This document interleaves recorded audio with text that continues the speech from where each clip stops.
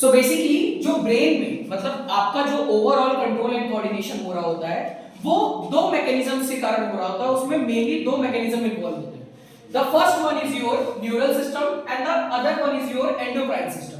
Neural system आपको नाम से समझ में आ रहा है, यहाँ पे नर्वस सेल्स या न्यूरॉन्स का इन्वॉल्वमेंट होता है। अब अगर नर्वस सेल्स का इन्वॉल्वमेंट है तो उसमें मेजरली दो चीजें वर्क कर रही होती है।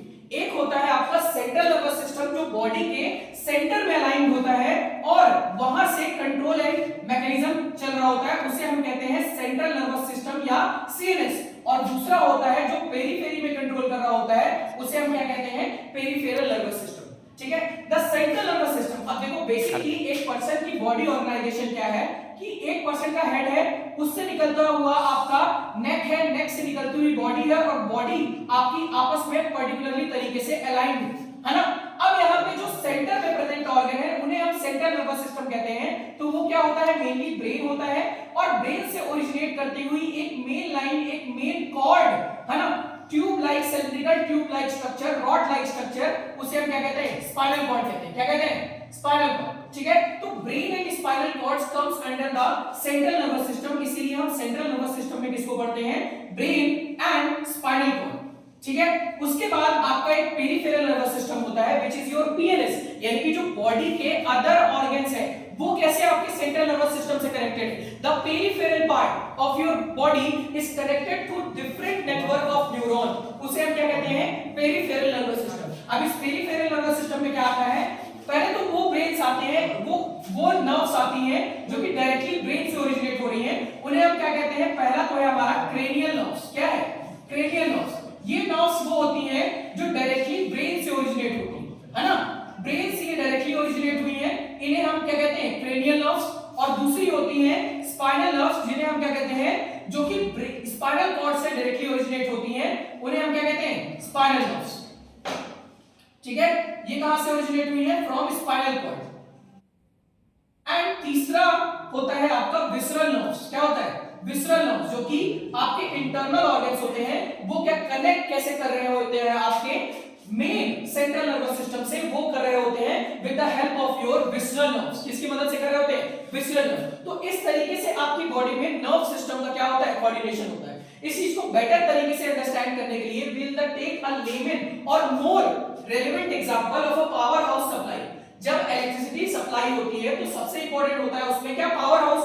पावर हाउस के आसपास जो घर है वो क्या करते हैं, आपके डायरेक्टली उससे इलेक्ट्रिसिटी डिराइव कर लेते हैं। तो वैसे ही समझ लो कि जो ब्रेन के आसपास के ऑर्गन्स हैं, इंक्लूडिंग योर आईज, नोज, है ना, ईयर्स, ये सारे क्या करते हैं, ये डायरेक्टली आपका सिग्नल्स को रिसीव और ट्रांसमिट कर सकते हैं डायरेक्टली फ्रॉम द ब्रेन, जो कि आपस में कौन कनेक्ट कर रहा होता है, क्रेनियल नर्व्स, जो कि ब्रेन से ओरिजिनेट हुई।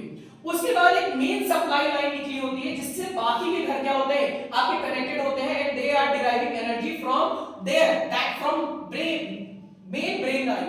ठीक है, मेन लाइन, उसे हम क्या कह देते हैं यहाँ पे, स्पाइनल कॉर्ड। तो स्पाइनल कॉर्ड से निकली हुई नर्व्स क्या कहला जाएंगी, स्पाइनल नर्व्स, एंड ब्रेन से निकली हुई नर्व्स क्या कहला जाएंगी, आपकी क्रेनियल नर्व्स। क्रेनियल नर्व्स का नंबर ह्यूमंस में होता है 12 पेयर एंड स्पाइनल नर्व्स का नंबर होता है 31 पेयर। ठीक है, तो ये होती है आपकी न्यूरल सिस्टम। ये क्या होता है, न्यूरल सिस्टम। उसके बाद एक सेकंड आता है ना, तो बेसिकली आपका कंट्रोल एंड कोऑर्डिनेशन दो मैकेनिज्म के थ्रू हो रहा होता है। एक है आपका न्यूरल सिस्टम जिसमें सीएनएस एंड पीएनएस आया, सीएनएस में brain and spinal cord, and peripheral nervous system में तीन तरह की नर्व्स, क्रेनियल नर्व्स और spinal nerves and visceral nerves, है ना, उनका number which we have mentioned already। और दूसरा मैकेनिज्म है एंडोक्राइन सिस्टम, यानी कि जो हमारी बॉडी में हार्मोन्स होते हैं, ग्लैंड्स होते हैं, वो भी एक तरह का mechanism of control and coordination, वो भी बॉडी में बहुत सारी चीजों को डिफाइन कर रहे होते हैं, either be it your height, either be it your sugar digestion, either be it your mood swings, either be it your secondary sexual development। ये सारे चेंजेस बॉडी में क्यों आ रहे होते हैं, they are mostly because of the hormones involved behind those organs। उन चीजों के पीछे कुछ हार्मोन्स इन्वॉल्व होते हैं। तो हार्मोन्स क्या होते हैं थोड़ा बहुत जान लेते हैं, बाकी जब एंडोक्राइन सिस्टम पढ़ेंगे उसके बारे में हम डीपली स्टडी करेंगे। तो हार्मोन्स क्या होते हैं, they are basically natural proteins like substances जो कि केमिकल इफेक्ट शो करते हैं, केमिकल लाइक सब्सटेंसेस होते हैं जो कि ट्रिगर करते हैं वेरियस रिस्पॉन्सेस को, चीजों को ट्रिगर करते हैं, है ना, अच्छे तरीके से कोऑर्डिनेट करने में हेल्प कर रहे होते हैं। तो नेक्स्ट है हमारा एंडोक्राइन सिस्टम। अब देखो एंडोक्राइन सिस्टम्स में क्या इन्वॉल्व होते हैं, ग्लैंड्स इन्वॉल्व होते हैं, हार्मोन्स इन्वॉल्व होते हैं। ग्लैंड्स क्या सीक्रेट करते हैं, आपके वेरियस हार्मोन्स को सीक्रेट करते हैं, जो कि फर्दर आपके डेवलपमेंट में, फर्दर आपकी चीजों को कंट्रोल करने में हेल्प कर रहा होता है। वो क्या होता है आपका एंडोक्राइन सिस्टम। वो क्या होता है एंडोक्राइन सिस्टम। अब देखो glands are further divided into more sub categories, जिसे हम कहते हैं एंडोक्राइन ग्लैंड। एक है एंडोक्राइन ग्लैंड, दूसरा क्या है exocrine gland. endocrine gland and another one is exocrine gland. Endo मतलब क्या है, basically they are internally, majority internally present है आपकी बॉडी में, इनसाइड द बॉडी प्रेजेंट है। और जो ये सिक्रीशन करते हैं, they pour their secretion directly into the blood, यानी कि इनके पास अपनी खुद की डक्ट नहीं होती, इसलिए हम इन्हें डक्टलेस ग्लैंड भी कहते हैं। क्योंकि ज्यादातर ऑर्गन्स अगर टारगेट तरीके से कहीं पे कुछ पहुंचा रहे, लेट्स से आपको अगर पानी पहुंचाना है, डिलीवर करना है, तो आपको एक नेटवर्क ऑफ पाइप चाहिए होगी। वो क्या होगी, डक्ट होगी, जिसके थ्रू आप अपना सिक्रीशन डायरेक्टली एक जगह पे पहुंचा सकते हैं। लेकिन अगर आपके पास एक एफिशिएंट मैकेनिज्म नहीं है, आपके पास एक नेटवर्क ऑफ पाइप्स नहीं है, जिसके थ्रू आप अपना बेसिकली जो भी आपको डिलीवर करना है वो वहां तक पहुंचाना है, आप उसको अगर नहीं पहुंचा पा रहे तो आप क्या करोगे, एक मेन स्ट्रीम लाइन पे आप उसको डिसॉल्व कर दोगे, छोड़ दोगे। सिमिलरली जो हमारे पास ओवरऑल यूनिवर्सल पूरी बॉडी का एक सर्कुलेटरी सिस्टम है, वो क्या है, ब्लड सर्कुलेटरी सिस्टम। ब्लड हमारी बॉडी में डिफरेंट ऑर्गन तक न्यूट्रिशन, ऑक्सीजन और वहां से प्रेजेंट जो भी एक्सक्रीटरी वेस्ट है उसे कलेक्ट करते हुए एक जगह से दूसरी जगह ट्रांसपोर्ट करने के लिए रिस्पांसिबल होता है। Similarly, blood also carries various type of hormones in our body. हमारी बॉडी में डिफरेंट तरीके की एंडोक्राइन ग्लैंड्स होती हैं जो अपना सिक्रीशन करती हैं इन द केमिकल फॉर्म, जिन्हें हम हार्मोन्स कहते हैं। उन हार्मोन्स को डिफरेंट बॉडी ऑर्गन्स तक डिलीवर करती हैं और उनके कारण डिफरेंट तरीके के रिस्पॉन्सेस ट्रिगर होते हैं, जनरेट होते हैं inside our body in a different situation, in a different scenario. अब ये एंडोक्राइन ग्लैंड्स क्या होती हैं, इन्हें हम एक और नाम से जानते हैं डक्टलेस ग्लैंड, जिसका मैंने आपको रीजन ऑलरेडी दे चुका हूं कि डक्टलेस यानी कि इनमें डक्ट क्या है, एब्सेंट है, they are not involved with the, they pour their secretion directly into the blood, वो ब्लड में अपना सिक्रीशन डायरेक्टली पोर कर देते हैं। Moving from head to the toe, there are different type of endocrine glands present which you have to study in your syllabus. तो अगर brain से start करें तो ब्रेन में पहला ग्लैंड कौन सा प्रेजेंट है, hypothalamus. Hypothalamus is also a part of brain, brain का वो क्या है, essential part hypothalamus.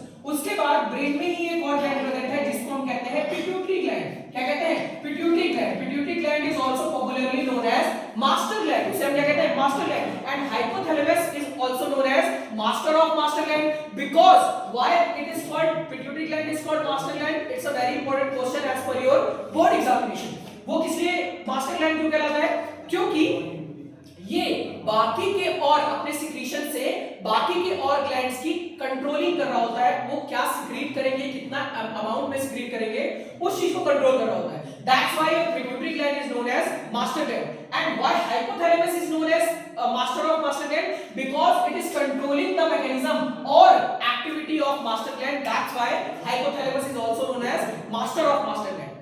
I think the objective is already clear. आपको समझ में आ गया होगा इनके पीछे जो टैग दिया हुआ है इनको क्यों दिया है। उसके बाद एक ब्रेन में और ग्लैंड प्रेजेंट होता है जिसे हम क्या कहते हैं, pineal gland. Pineal gland is responsible for basically maintaining the biological clock of your body. आपकी बायोलॉजिकल क्लॉक, बायोलॉजिकल रिदम्स को मेंटेन करने के लिए रिस्पांसिबल होता है। एक एक ग्लैंड का क्या फंक्शन है, वो क्या हार्मोन सिक्रीट करते हैं, उनके बारे में हम डीपली डिस्कस करेंगे when we study the endocrine system in detail. पर फिलहाल के लिए थोड़ा थोड़ा इंट्रोडक्शन दे रहे हैं और ओवरव्यू पढ़ रहे हैं कि हमारी बॉडी में कैसे चीजें कंट्रोल होती है। उसके बाद पीनियल ग्लैंड, ये तीनों ग्लैंड कहां प्रेजेंट है, आपके ब्रेन में प्रेजेंट है। ब्रेन से नीचे जब आओगे तो नेक रीजन पे दो ग्लैंड प्रेजेंट होते हैं। पहला होता है थायराइड ग्लैंड जो कि थायरॉक्सिन हार्मोन सिक्रीट करता है, और दूसरा होता है पैराथायराइड ग्लैंड जो कि पेराटोनिन हार्मोन सिक्रीट करने के लिए रिस्पांसिबल होता है। And they both are present in your neck region. तो तीसरा ग्लैंड कौन सा है, थायराइड ग्लैंड। और इसके जो पीछे साइड प्रेजेंट होता है वो कौन होता है, पैराथायराइड ग्लैंड।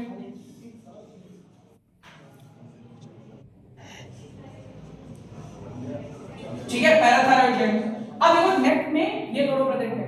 उसके बाद जब नेक से आप नीचे की तरफ आओगे तो चेस्ट रीजन में, in the middle of chest near your heart, एक और ग्लैंड प्रेजेंट होता है जिसे हम कहते हैं थाइमस, जो कि आपके इम्यून सिस्टम को बेटर करने के लिए, डेवलप करने के लिए रिस्पांसिबल होता है। तो पैराथायरॉइड के बाद आता है आपका थाइमस ग्लैंड। कौन आता है? Thymus gland. थाइमस ग्लैंड के नीचे आपका डाइजेस्टिव ट्रैक्ट में एक स्पेशल ग्लैंड प्रेजेंट होता है जिसे हम क्या कहते हैं? पैनक्रियास। क्या कहते हैं? पैनक्रियास। अब देखो पैनक्रियास के बारे में एक बहुत इंटरेस्टिंग फैक्ट है।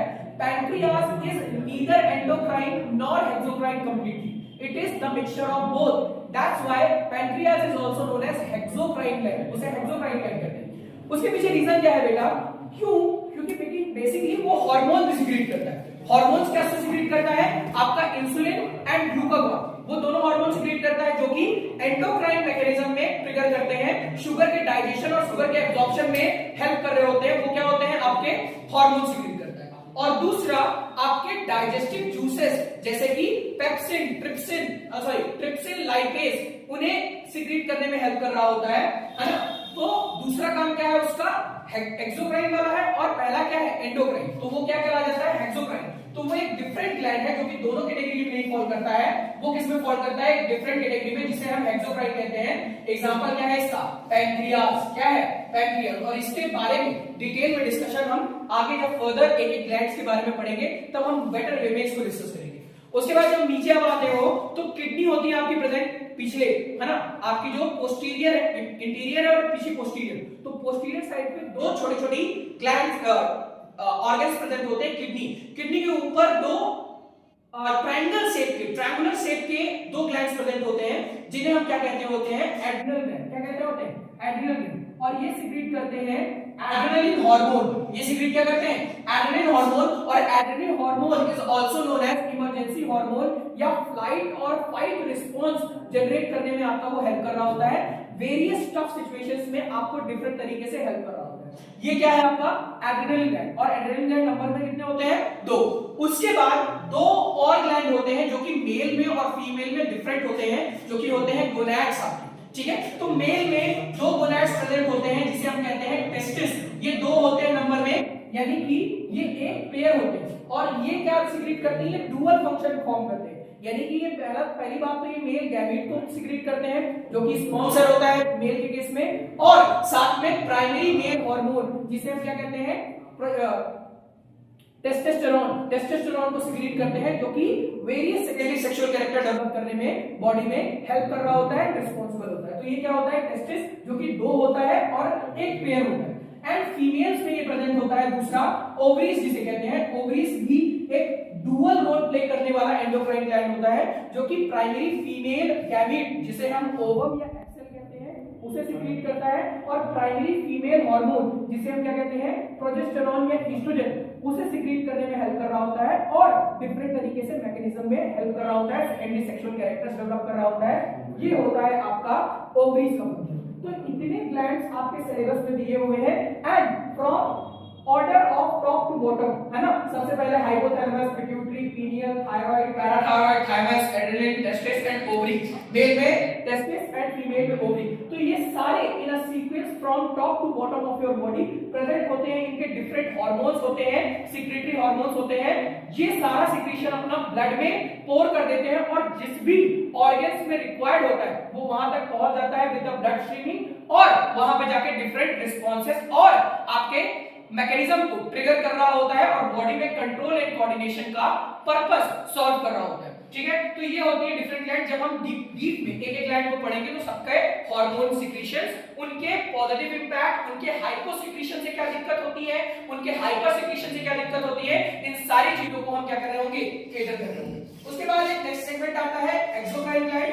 एक्सोक्राइन ग्लैंड को हम डक्ट ग्लैंड भी कहते हैं, यानी कि इसमें डक्ट्स प्रेजेंट होती हैं। इसमें पाइप्स का नेटवर्क प्रेजेंट होता है कि जहां से सिक्रीशन निकला है और जहां पे टारगेट तक पहुंचना है वहां तक एक pipe like, duct like structure present होता है ताकि डायरेक्टली जो सिक्रीशन है वो वहां पे जाके पहुंच सके।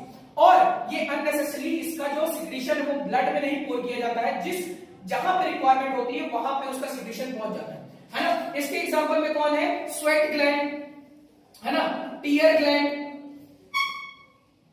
ठीक है। और क्या हो सकता है? और डिफरेंट तरह की ग्लैंड्स भी होती हैं, है ना। इतना डिटेल में आपका एक्सोक्राइन ग्लैंड क्लियर नहीं हुआ है, तो उसमें इतना ज्यादा फोकस नहीं करेंगे।